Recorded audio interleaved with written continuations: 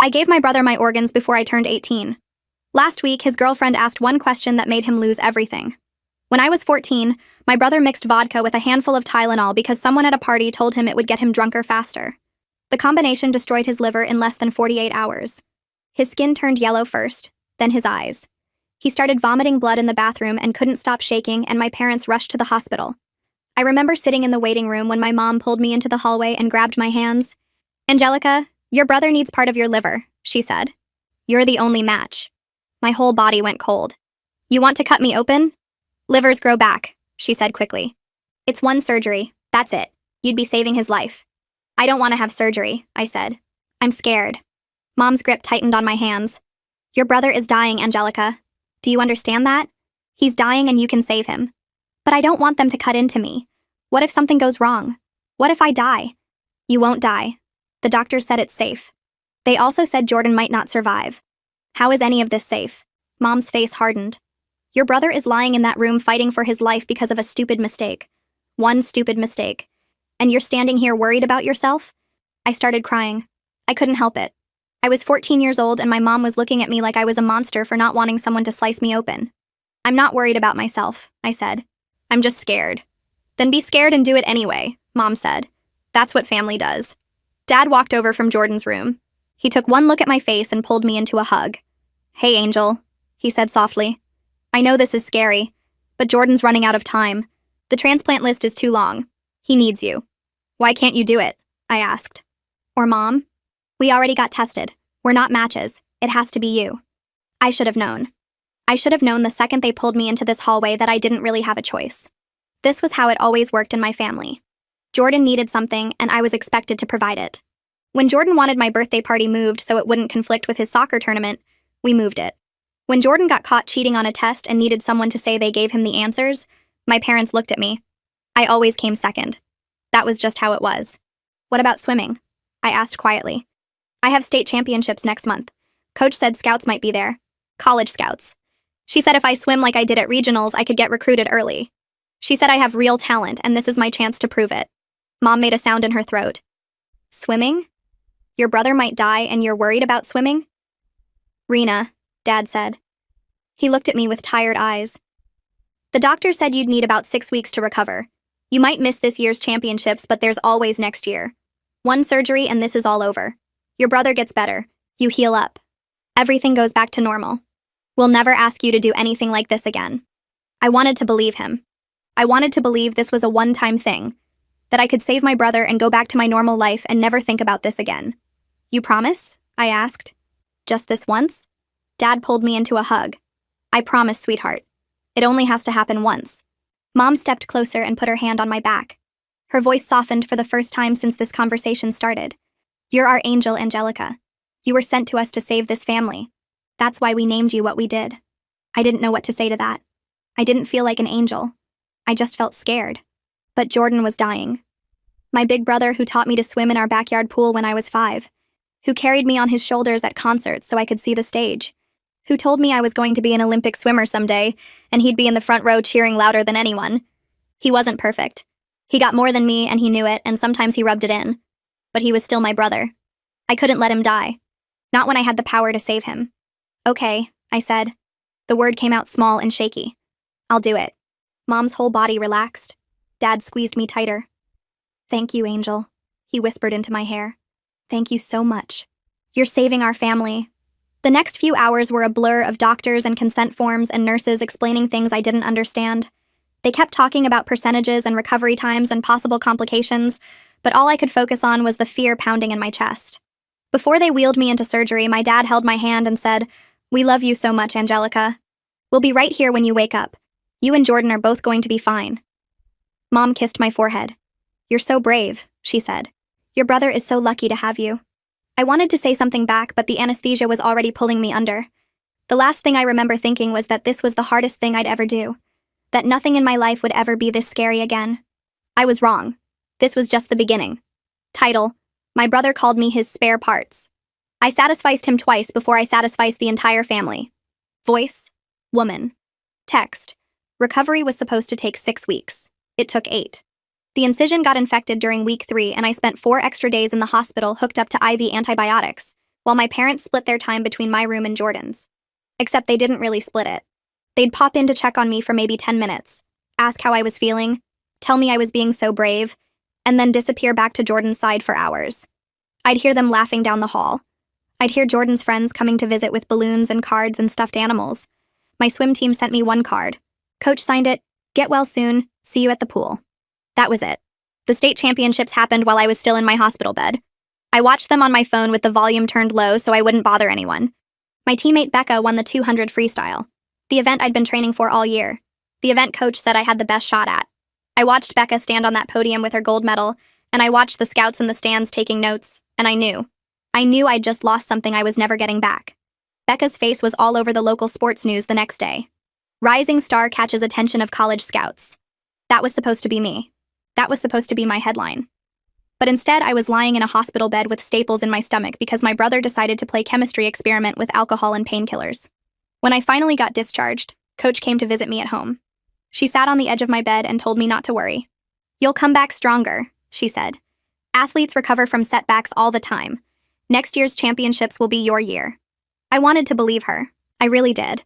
But when I finally got cleared to swim again 3 months later, something was wrong. My times were slower. Not by a lot. Just a few seconds here and there. But in competitive swimming, a few seconds is everything. Coach had me doing extra drills, extra conditioning, extra everything. Nothing worked. My body just didn't move the same way anymore. The scar tissue pulled when I rotated. My core strength was gone. I'd get winded halfway through sets that used to be easy. By the time the next season started, I wasn't the star of the team anymore.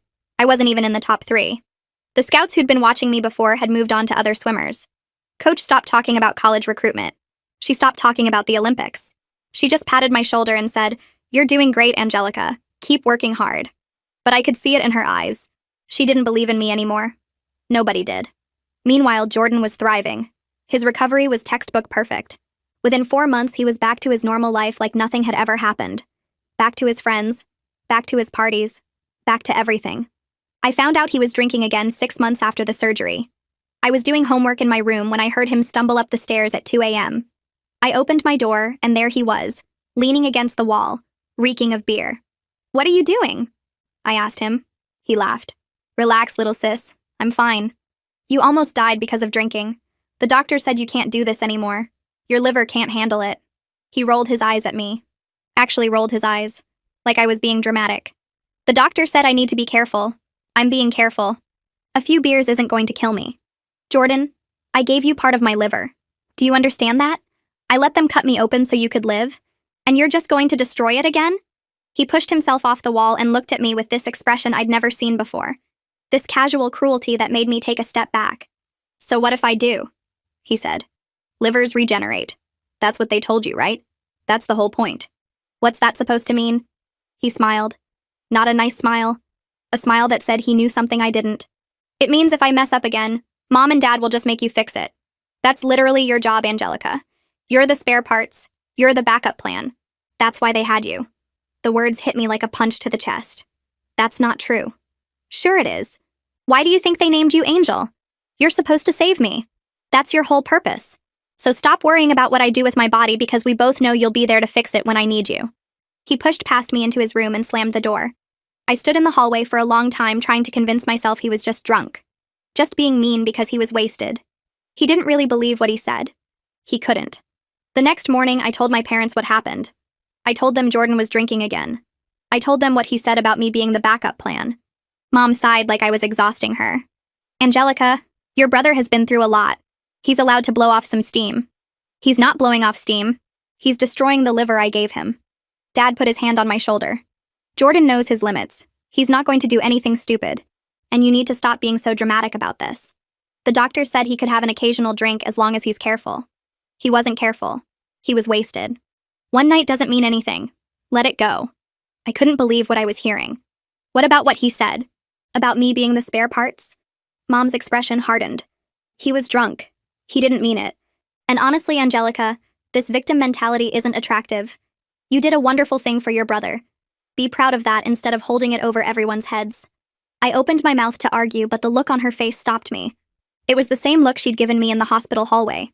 The look that said I was being selfish for having feelings.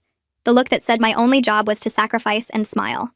I went to my room and didn't come out for the rest of the day. A few weeks later, my parents sat me down for a family discussion. I thought maybe they were finally going to address Jordan's drinking. Maybe they'd heard me after all. Instead, Dad cleared his throat and said, "We need to talk about your college fund." My college fund. The one my grandparents had started when I was born. The one they'd been adding to every birthday and Christmas for 14 years. The one that was supposed to pay for my future. "What about it?" I asked. Dad and Mom exchanged a look. "Jordan's medical bills were significant," Mom said. "The insurance didn't cover everything.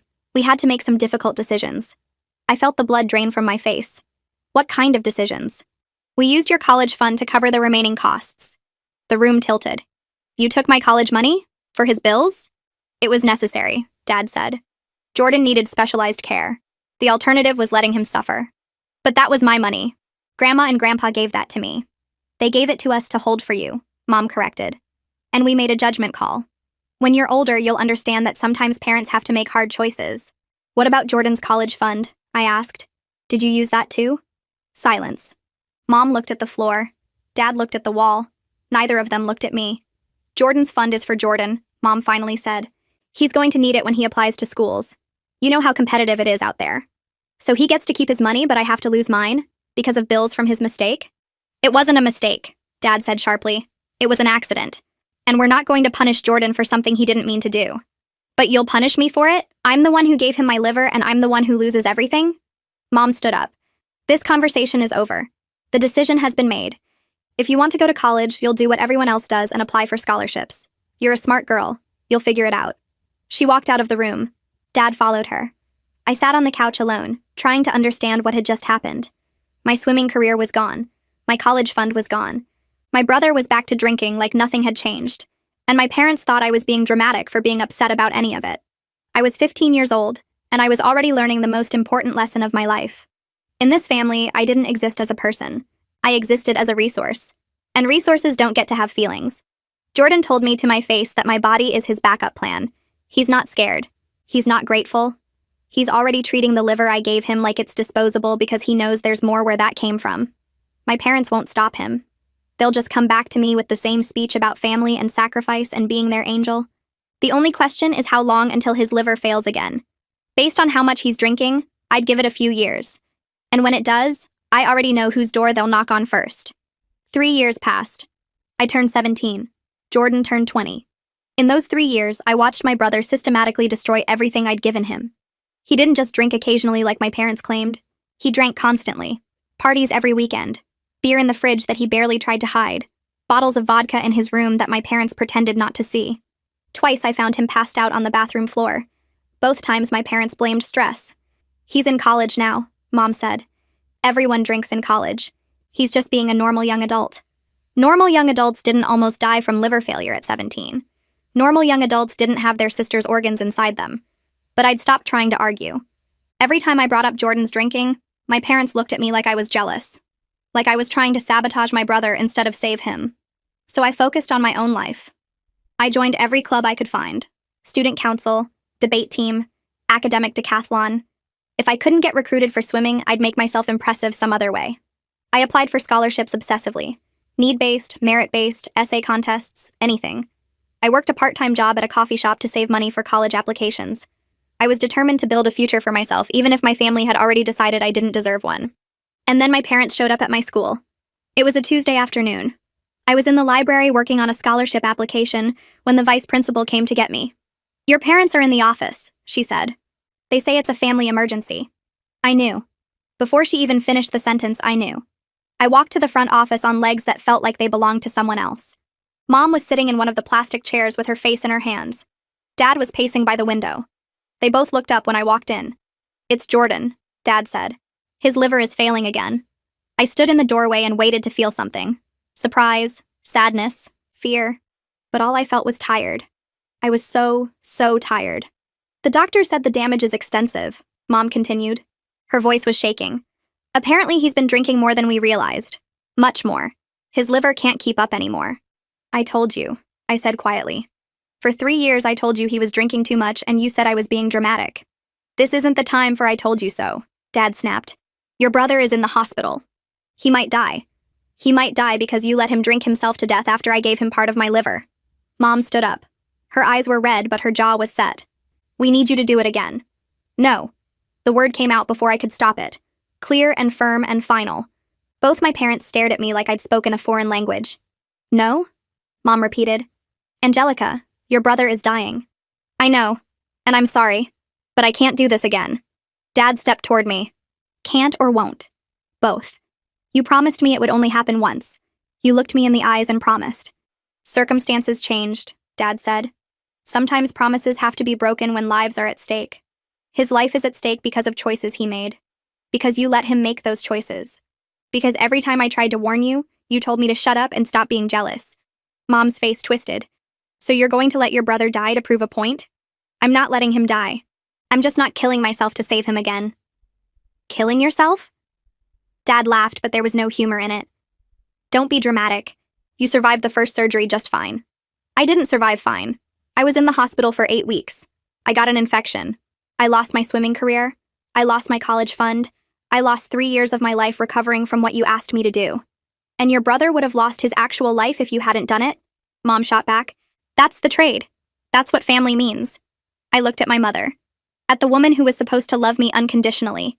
At the woman who was looking at me like I was a monster for not wanting to be cut open again. I said no. Mom stepped closer until she was right in my face. "If Jordan dies because you refuse to help, you will never be welcome in this family again. Do you understand me? You will be dead to us." "Rena," Dad said quietly, "that's enough." "It's not enough until she agrees. Until she stops acting like a selfish little brat and does what needs to be done." I should have walked out. I should have gone back to my scholarship application and let them figure out their own problems. But then Jordan himself showed up. He pushed through the office door looking gray and gaunt, and nothing like the healthy brother who'd mocked me in the hallway 3 years ago. Someone must have told him where we were. Someone must have helped him get here because he could barely stand on his own. "Angelica," he said. His voice cracked on my name. "Please. I know I messed up. I know I said terrible things to you. But I'm not ready to die. I'm 20 years old. Please don't let me die." Tears were streaming down his face. Real tears. Not the manipulative kind I'd gotten used to seeing from my parents. Just raw terror from a boy who'd finally realized he wasn't invincible. "I'm sorry," he continued. "I'm so sorry for everything. For calling you spare parts. For drinking after you saved me. For taking everything you gave me for granted. If you do this again, I swear I'll be different. I'll never drink again. I'll spend the rest of my life making it up to you." I looked at my brother. At the yellow tint in his eyes. At the way his hands were shaking. At the fear in his face that mirrored the fear I'd felt 3 years ago when they first asked me to do this. And I felt something crack inside me. "I don't want to do this again," I whispered. "I know," Jordan said. "I know you don't. And you shouldn't have to. But I'm begging you, Angelica. I'm begging you to give me one more chance." Mom was crying. Dad was crying. Jordan was crying. Everyone in that room was crying except me. I'd run out of tears years ago. "If I do this," I said slowly, "and you start drinking again, I'm done. Forever. I will never speak to you again. I will never help you again. You will be dead to me. Do you understand?" Jordan nodded frantically. "I understand. I promise. Never again." I looked at my parents. "And you two have to actually hold him accountable this time. No more pretending you don't see it. No more blaming stress. If he so much as looks at a beer, you tell me." They nodded. They agreed to everything. They would have agreed to anything. 2 weeks later, I was back in the hospital. This time the surgery was longer, more complicated. The doctor said my liver had regenerated well, but the tissue was different now. More fibrous. Harder to work with. When I woke up, something was wrong. Pain that wasn't supposed to be there. Monitors beeping faster than they should. A nurse rushing to my bedside and calling for a doctor. "There's been a complication," the surgeon told my parents. I was still too foggy to understand what he was saying. Something about bleeding. Something about having to go back in. Something about touch and go for a few hours. I was in the ICU for 3 days. Mom stayed with me the whole time. At least that's what she told me later. Mostly I just remember the pain and the fog and the terror of not knowing if I was going to wake up each time I closed my eyes. When I was finally stable enough to move to a regular room, the surgeon came to talk to me alone. He waited until my parents went to the cafeteria. Then he pulled a chair up to my bedside and looked at me with eyes that were kind but serious. "Angelica, I need to tell you something important," he said. "Your liver regenerated after the first donation, but not perfectly. There's significant scarring. The tissue is compromised in ways that made this surgery much more dangerous than it should have been." I nodded. I already knew something was wrong. I could feel it. If you're ever asked to donate again, I need you to understand what that would mean. He paused like he was choosing his next words very carefully. A third donation would be extremely dangerous, potentially fatal. Your liver cannot sustain that kind of repeated trauma. Do you understand what I'm telling you? I understood. I understood perfectly. Don't let anyone pressure you into another donation, the surgeon continued. Not your parents, not your brother, not anyone. Your life would be at serious risk. Thank you for telling me, I said quietly. Can you write that down for me? Everything you just said? I want it on paper. He looked surprised but nodded. Of course. I can give you a copy of my medical notes as well. The documentation of the complications. The prognosis for any future procedures. I want all of it, I said. Everything. He came back an hour later with a folder. Inside was his written statement about the risks of a third surgery. His medical notes from my file. Documentation of every complication I'd experienced. He handed it to me like it was a lifeline. Because it was. When my parents came back from the cafeteria, I watched their faces carefully. They were smiling, relaxed, relieved that Jordan was recovering well in his own room down the hall. The doctor talked to me, I said. About the complications. About what a third surgery would mean. Mom's smile flickered for just a second. Let's not worry about that right now. Let's focus on getting you both healthy. He said it could kill me. He said it could be dangerous, Dad corrected. Medicine advances all the time. What's risky today might be routine in a few years. But if Jordan destroys this liver too, he won't, Mom said firmly. He promised. And we promised to hold him accountable. This conversation is pointless. She patted my hand. You're so brave, Angel. Your brother is so lucky to have you. Now get some rest. They didn't hear a word I said. They didn't care about the warning. They'd already decided that my life was an acceptable trade for Jordan's comfort. But this time I had proof. I had the doctor's warning in writing. I had my medical records. I had documentation that they couldn't dismiss or rewrite or pretend didn't exist. I just didn't know when I'd need to use it. Jordan was discharged a week before me. He came to my room before he left. He stood in the doorway looking healthy and strong while I lay in my hospital bed with tubes coming out of my arms. Thank you, he said. I mean it, Angelica. I'm going to be different this time. You better be. I will be, I promise. He left. I stayed in the hospital for 3 more weeks dealing with complications that shouldn't have happened. Infections, fluid buildup, pain that wouldn't go away. When I finally got discharged, I went home to discover that Jordan had thrown a party the weekend before. A big one. With alcohol. My parents said it was just his friends celebrating that he was okay. They said he didn't drink anything himself. They said I was being paranoid and ungrateful, and I needed to stop looking for reasons to be angry. I went to my room and locked the door, and didn't come out for 2 days. That night, I started keeping records. Every time I saw Jordan drink, I wrote it down. Dates, times, what he was drinking, how much.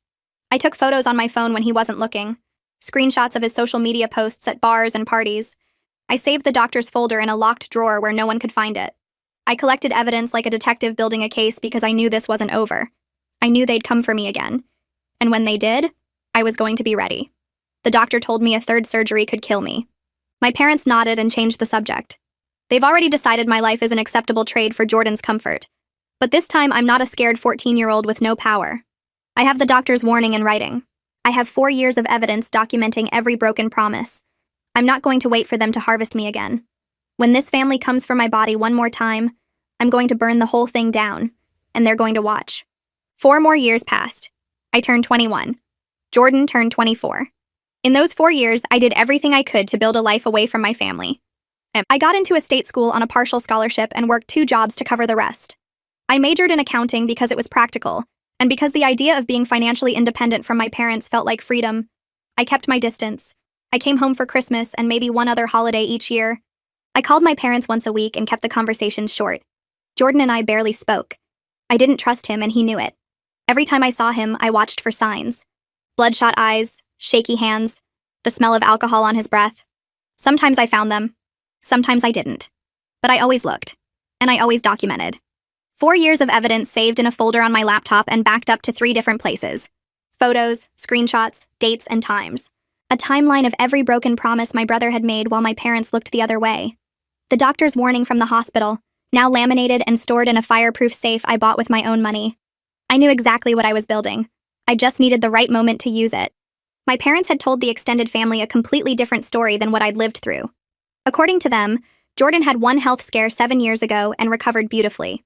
One surgery, one donation, one miraculous recovery.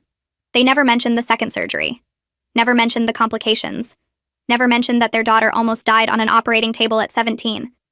They rewrote history, and I was the only one who knew the truth. But I was done being the only one.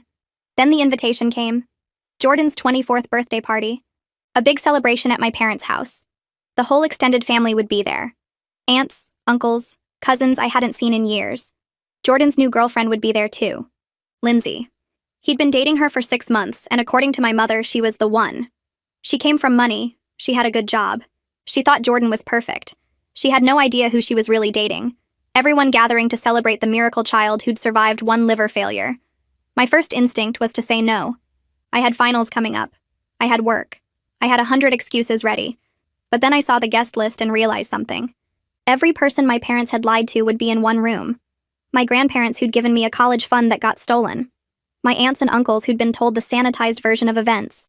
My Aunt Marcy, the surgeon who'd been working overseas for 5 years and had no idea there had been a second surgery at all. And Lindsay, Jordan's girlfriend, who thought she was dating a responsible adult instead of an addict who'd almost killed his sister twice. This was my moment. This was the audience I'd been waiting for.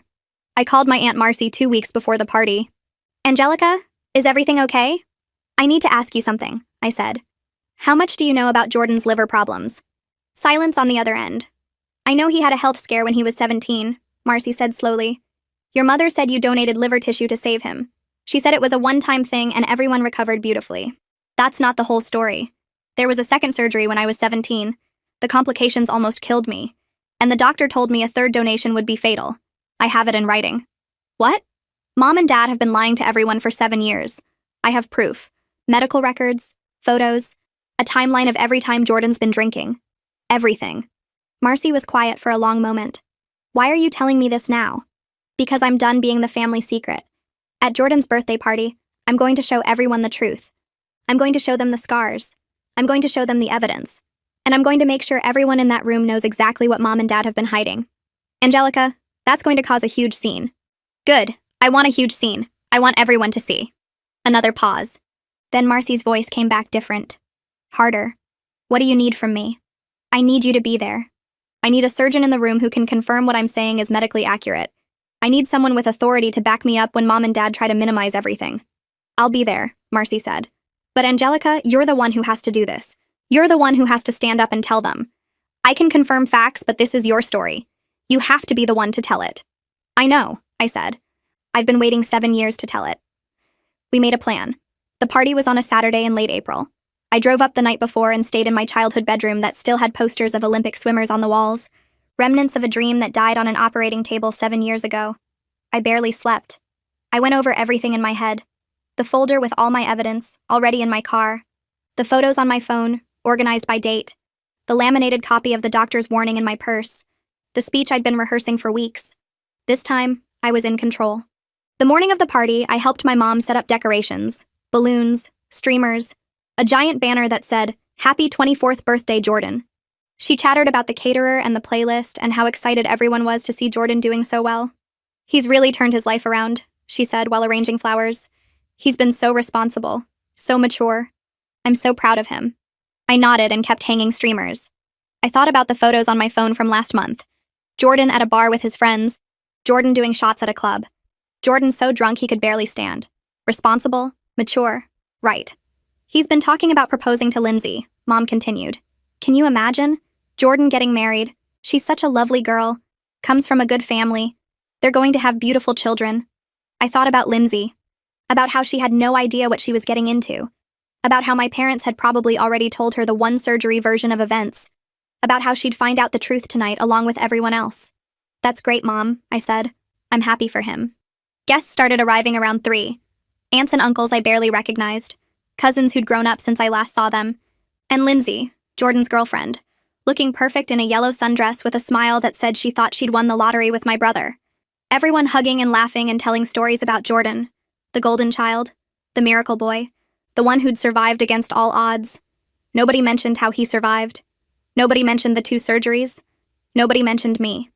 I drifted to the corner of the living room and stayed there. Marcy arrived around 4. She hugged my parents, made small talk with the relatives, and eventually made her way over to me. "You okay?" she asked quietly. I'm ready. When? During Dad's toast. He always makes a big speech about how proud he is of Jordan. That's when I do it. Marcy nodded. I'll be right here. I watched Jordan work the room. He was good at this, charming everyone, making them laugh.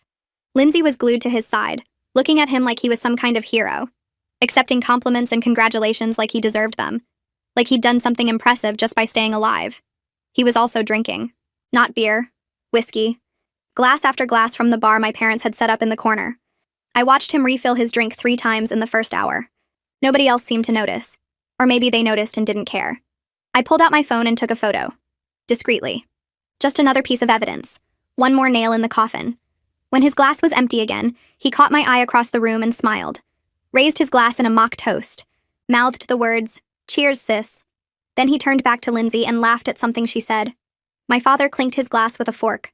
The room went quiet. This was it. If I could have everyone's attention, Dad said with a big smile, I'd like to make a toast to the man of the hour. My son. My miracle. He launched into his speech. The same speech he gave every year. How proud he was of Jordan. How much Jordan had overcome. How the whole family had rallied around him during his health scare 7 years ago. We almost lost him, Dad said, his voice cracking with rehearsed emotion. But thanks to modern medicine and the love of this family, he pulled through. And look at him now. Healthy. Happy. About to start a beautiful life with this lovely young woman. He gestured at Lindsay, who blushed and squeezed Jordan's arm. So raise your glasses to Jordan. My son. My hero. The strongest person I know. I stepped forward. I have something to add. The room went quiet. Every head turned toward me. Dad's smile froze on his face. Angelica, Mom said sharply. Not now. Yes, now. I walked to the center of the room. My heart was pounding, but my voice was steady. Dad forgot to mention something in his toast. He forgot to mention that Jordan didn't pull through because of modern medicine. He pulled through because of me. I looked around at all the confused faces. At my grandparents. At my aunts and uncles. At Lindsay, who was staring at me with wide eyes. I donated part of my liver to save Jordan when I was 14 years old. Dad mentioned that. What he didn't mention is that I did it again when I was 17. 2 surgeries. 2 donations. 2 pieces of my body that I gave my brother so he could live. Murmurs rippled through the room.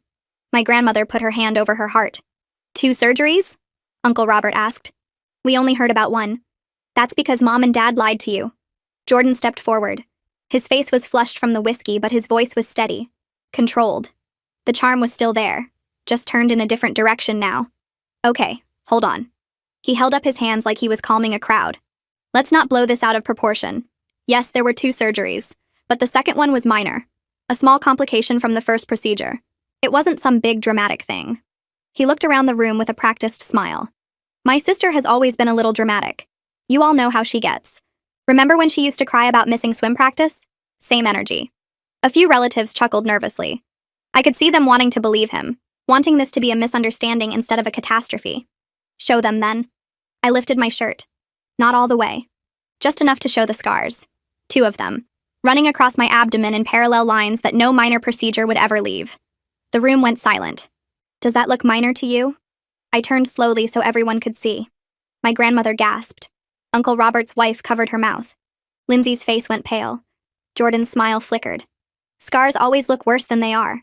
The doctors said she healed perfectly. The doctors said I almost died. I let my shirt fall back down. I was in the ICU for 3 days. I had infections for months afterward. And the surgeon told me that if I ever donated again, it would kill me. That's an exaggeration, Jordan said quickly. Medicine advances all the time. What was risky then might be routine now. She's being dramatic to get attention. I pulled out my phone and walked over to my grandmother. I showed her the photo I'd taken at the hospital when I was 17. The one of me in the ICU with tubes coming out of my arms. This is what dramatic looks like, apparently. I handed her my phone. Scroll through. There's more. She scrolled. Her face went white. She passed the phone to my grandfather. He looked at the photos and then looked at my parents with an expression I'd never seen before. Disgust. You told us it was 1 surgery, he said to my father. You told us she was fine. She was fine, Dad started. She recovered. I was in the ICU for 3 days. I cut him off. I had infections that lasted for months. I still have pain where the scars are. And the whole time I was recovering, Jordan was back to drinking. He threw a party the week I got out of the hospital. Jordan laughed. Actually laughed. Oh, here we go. Now I'm the villain because I had some friends over? Because I tried to move on with my life instead of wallowing? You almost killed me and then you threw a party. I didn't almost kill you. A medical complication almost killed you. There's a difference. A complication from the surgery I had to save your life. A surgery you agreed to. Nobody forced you. You could have said no. The words hung in the air. I felt something cold settle in my chest because he actually believed that. He actually believed I'd had a choice. I was 17 years old. Mom told me I'd never be welcome in this family again if I refused. What choice did I have? There's always a choice, Jordan said. You made yours. Don't blame me because you regret it now. Lindsay stepped forward. Her face was confused, trying to piece together what she was hearing. Jordan, you told me you had one surgery. Years ago. You said it was a wake-up call and you changed everything. I did change. Jordan turned to her with that charming smile. Baby, you know me. You've seen how I live. I'm healthy. I'm responsible. This is just family drama. My sister's always been jealous of the attention I got growing up. Jealous? I stared at him. You think I'm jealous? Why else would you do this? Ruin my birthday party? Embarrass me in front of everyone? You've always resented that Mom and Dad cared about me more. This is just payback. I pulled up another photo on my phone. Jordan at a bar 2 weeks ago doing shots with his friends. This is from 3 weeks ago. I swiped to the next one. This is from last month. Swiped again. This is from Valentine's Day. You were so drunk you could barely stand. I walked over to Lindsay and showed her the screen. I have 4 years of photos. Dates, times, locations. Every time I saw him drinking, I documented it. This is the man you think changed. Lindsay stared at the photos. Her hands were shaking. Jordan. Her voice was barely above a whisper. Tell me she's lying. He didn't answer. Jordan, look at me. Tell me these photos are fake. They're out of context, he said, but his voice had lost its charm. It was thin now, desperate. Those were special occasions. I wasn't really drinking. It was social. Everyone does it. You told me you didn't drink at all. You told me you learned your lesson. You told me your sister donated once and you never touched alcohol again. I didn't think it mattered. It's not like I'm an alcoholic. I can stop whenever I want. Then why didn't you? He opened his mouth, closed it, opened it again. It's complicated. Lindsay's face changed. I watched the love drain out of it, watched it get replaced by something cold and final. You lied to me. I didn't lie. I just didn't tell you everything. You told me you were sober. You told me your sister saved your life once and you were so grateful you never risked it again. That's not telling me everything. That's a lie. A specific, deliberate lie. Lindsay, please. Jordan reached for her hand. She pulled away. You're overreacting. This is my family being dramatic. You know how families are. I know how honest people are. And this isn't it. She turned to me. Her eyes were wet, but her voice was steady. How bad is it? Really? His liver is already showing damage again. My parents have been hinting that I should be ready for another surgery. A surgery that my doctor said would kill me. Lindsay looked at Jordan. Really looked at him. Like she was seeing him for the first time. You were going to let your sister die so you could keep drinking. That's not... I would never... Were you ever going to tell me the truth? About any of it? Jordan's face crumpled. The charm was gone now. The confidence was gone. He looked like what he actually was. A scared boy who'd been coddled his whole life and never learned how to face consequences. I was going to tell you eventually. I just wanted you to love me first. I wanted you to see who I really am before all this stuff got in the way. This stuff is who you really are, Jordan. This is exactly who you are. Lindsay took off the bracelet she was wearing, a gold bangle that I'd seen Jordan give her last Christmas. She set it on the table next to the cake. I'm done. Lindsay, wait, please. I love you. You don't love anyone. You just use people until they're empty and then you find someone new to drain. She looked at me. I'm sorry for what you've been through. I'm sorry I didn't see it sooner. Then she walked out. Jordan started to follow her, but I stepped in front of him. Let her go. Move. No. I said move. He grabbed my arm, hard enough to hurt. Marcy was there in a second. Take your hands off her. Jordan let go. He looked around the room wildly, searching for someone to take his side. His friends who'd been celebrating with him earlier were edging toward the door. Our cousins wouldn't meet his eyes. Even Mom and Dad stood frozen, not moving to defend him. This isn't fair, he said. His voice cracked. I made mistakes, but I'm trying. I'm getting better. You can't just ruin my life because you're angry. You ruined my life 7 years ago.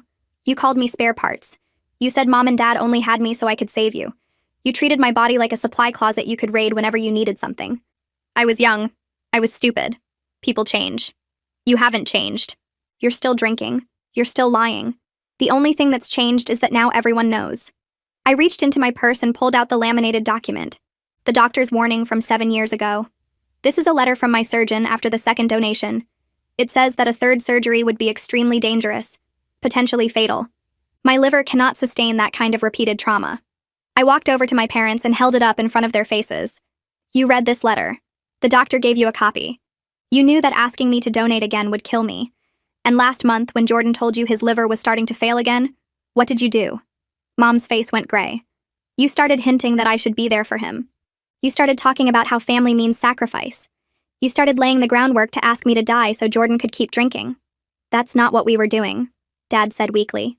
Yes, it was. I'm not stupid. I've watched you do this twice already. I know exactly how you operate. I looked at my grandmother, at the woman who'd given me a college fund that my parents had stolen. They took the money you gave me for college. Did you know that? They used my college fund to pay Jordan's medical bills. They kept his fund intact while they emptied mine. Grandma's face went hard. You took her money? We had to make difficult choices, Mom said. The bills were... Jordan's fund was twice the size of hers, Grandma said. I know because I set them both up. You could have split it. You could have asked us for help. Instead, you took everything from your daughter and gave it to your son. She stood up. Her hands were shaking, but her voice was strong. I've heard enough. She walked over to me and put her hands on my face. I'm so sorry, Angelica. I'm so sorry I didn't see what was happening. It's not your fault, Grandma. They lied to everyone. She turned to face my parents. You will never see another penny from me. Either of you. That money I was going to leave you in my will? It's going to Angelica now. All of it. Mom, be reasonable, Dad started. I am being reasonable. I'm being more reasonable than you deserve. She looked at Jordan, who was standing alone in the middle of the room. Lindsay was gone. His friends had slipped out while no one was watching. Everyone who'd been celebrating him 10 minutes ago was now looking at him like a stranger. And you, Grandma said. You had 2 chances. 2. Your sister gave you 2 pieces of her body, and you thanked her by drinking yourself back to death. If your liver fails again, you'll wait on the list like everyone else. And maybe while you're waiting, you'll finally learn what it feels like to not have someone sacrifice everything to save you. Jordan made one last desperate attempt. He turned to our parents with tears streaming down his face. Mom, Dad, tell them this isn't true. Tell them Angelica's exaggerating. Tell them I'm not as bad as she's making me sound. Mom looked at him, then at me, then at the floor. She didn't say anything. Dad? Dad's mouth opened and closed. Nothing came out. Jordan stood there in the silence, waiting for his parents to save him the way they always had, waiting for someone to take his side, to make excuses for him, to sacrifice something so he didn't have to face consequences. No one moved. You're really going to let her do this? His voice was high and thin. You're going to let her destroy our family? I'm not destroying anything, I said. I'm just finally telling the truth. I walked toward the door. Marcy followed me. Wait. Jordan's voice was desperate now. Angelica, please. What if my liver fails again? What if I need... Then you'll die. I stopped at the door and looked back at him. Or you'll wait on the transplant list like everyone else who needs an organ. You'll wait months or years while your body shuts down. You'll learn what it feels like to be powerless, to be dependent on someone else's mercy. I looked at my parents. And you'll learn what it feels like to watch your child suffer and not be able to sacrifice someone else to fix it. Mom was crying. Dad was staring at the floor. Jordan was standing alone in the middle of the room, surrounded by relatives who wouldn't meet his eyes, abandoned by the girlfriend who'd finally seen who he really was. Goodbye, I said. And I walked out. Jordan's liver failed 3 months later. He's still on the transplant list. Lindsay never came back. His friends stopped calling. My grandparents cut off my parents completely. I live with Aunt Marcy now and haven't seen my family since that night. For the first time in my life, my body belongs only to me.